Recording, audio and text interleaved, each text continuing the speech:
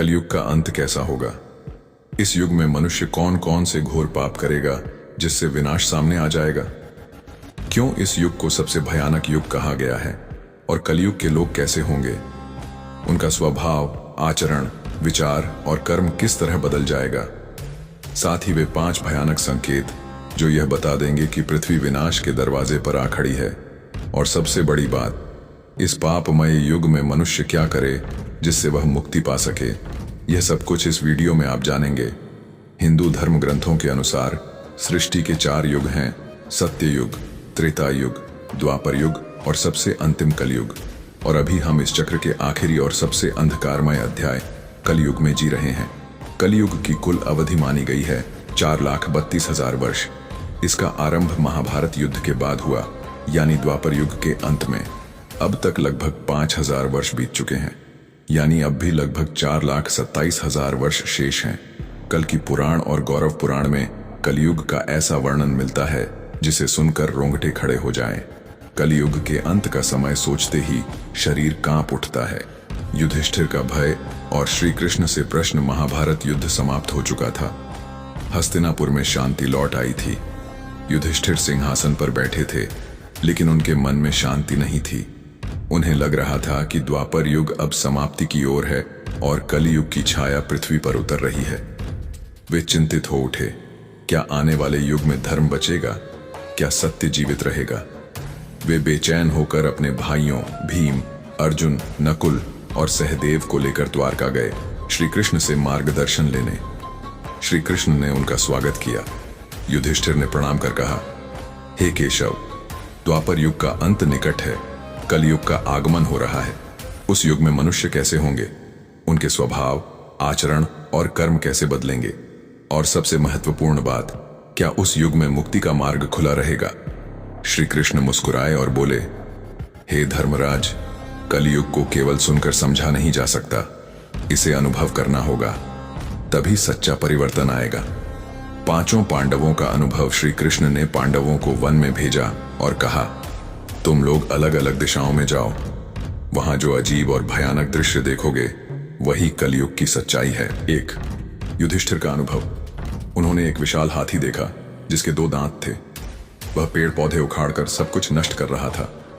श्री कृष्ण ने बताया, यह आने वाले शासकों का प्रतीक है जो एक ओर जनता का विश्वास जीतेंगे, धर्म का दिखावा करेंगे और दूसरी ओर शोषण, अन्याय और अधर्म फैलाएंगे।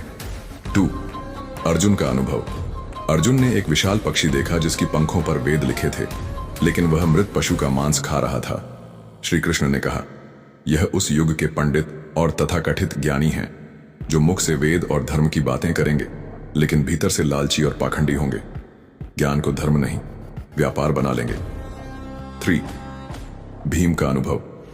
भीम ने देखा एक गाय अपने नवजात बछड़े को इतनी जोर से चाट रही थी कि उसके शरीर से खून निकल आया। श्री कृष्ण ने कहा, यह कलयुग का मातृत्व और पितृत्व है। माता पिता अंधे प्रेम में बच्चों को बांध देंगे, उनकी स्वतंत्रता और आत्मविश्वास छीन लेंगे। 4. सहदेव का अनुभव। सहदेव ने 7 कुएं देखे। 6 कुओं में जल था, लेकिन बीच का सबसे बड़ा और गहरा कुआं बिल्कुल सूखा था। श्री कृष्ण ने कहा, यह मनुष्य का हृदय है। बाहर से वैभव, धन दौलत, शोभा होगी, लेकिन भीतर से आत्मा खाली होगी। न दया होगी, न करुणा। 5. नकुल का अनुभव। नकुल ने एक विशाल पत्थर को देखा जो पहाड़ से लुढ़कते हुए बड़े बड़े पेड़ उखाड़ रहा था, लेकिन एक छोटे पौधे के पास पहुंचते ही वह रुक गया। श्री कृष्ण ने कहा, यह सच्चाई है कि कलयुग में धन, पद, शक्ति किसी को नहीं बचा पाएंगे। केवल नम्र और ईश्वर भक्त इंसान ही सुरक्षित रहेंगे। कलयुग के अंत के 5 भयानक संकेत गौरव पुराण में वर्णित 5 लक्षण जो बताएंगे कि विनाश समीप है। वीण। मानव आयु का घटना। मनुष्य की औसत आयु मात्र 20 वर्ष रह जाएगी। 12 वर्ष की आयु में ही लोग बूढ़े और रोगी हो जाएंगे। परिवार और समाज टूट जाएगा। 2. पत्नीत्व और धर्म का लोप। स्त्रियों में पतिव्रता धर्म समाप्त हो जाएगा। लोग व्रत, उपवास, श्राद्ध, विवाह और धार्मिक कर्मकांड छोड़ देंगे।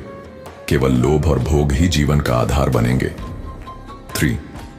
प्रकृति का विनाश। पेड़ों पर पत्ते रहेंगे, लेकिन फल फूल नहीं लगेंगे। लोग मांसाहारी हो जाएंगे। गायें केवल दूध और मांस के लिए पाली जाएंगी। वनों का नाश और प्रदूषण से दुर्भिक्ष फैलेगा और वृष्टि और अन्न का अभाव, वर्षा बंद हो जाएगी, अन्न पैदा नहीं होगा, लोग भूख प्यास से तड़पेंगे, खेती ठप हो जाएगी और समाज में हिंसा, अराजकता और विनाश छा जाएगा। 5. 7 सूर्यों का उदय। अंत में भगवान विष्णु सूर्य का तेज धारण करेंगे। 7 सूर्यों के उदय से सब कुछ जलकर राख हो जाएगा। फिर रुद्र रूप में वे 100 वर्षों तक वर्षा करेंगे और पृथ्वी डूब जाएगी। विष्णु का आश्वासन, नई सृष्टि का आरंभ। भगवान विष्णु ने कहा, यह अंत नहीं है, यह तो नई सृष्टि का आरंभ है। सत्य युग का पुनर्जन्म होगा, वहां फिर से धर्म, सत्य और करुणा की विजय होगी। दोस्तों, यह केवल कथा नहीं है, यह आज के समाज का आईना है। जिस तरह हम प्रकृति का नाश कर रहे हैं, रिश्तों को भूल रहे हैं और लोभ में दौड़ रहे हैं, यह सब हमें सचमुच विनाश की ओर ले जा रहा है।